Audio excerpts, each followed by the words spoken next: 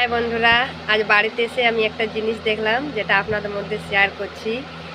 এই যে দেখতে পাচ্ছেন, এটা মমতা দি, আমাদের মুখ্যমন্ত্রী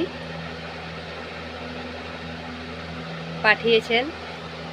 পুরীতে একটা জগন্নাথের মন্দির করেছে, তার ছবি দেখে নিয়ে খুব ভালো লাগলো যে দিদি হিন্দুদের পাশে আছে এবং সেও একটা হিন্দু মহিলা, সে তো থাকবেই।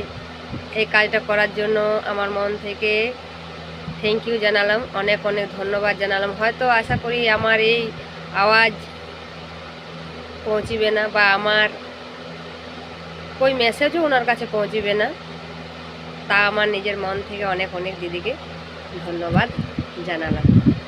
এইভাবে দিদির পাশে যদি সবার পাশে থাকে, দিদির পাশেও সবাই থাকবে। আশা করি এইভাবে সবাই চলাটা উচিত। Thank you.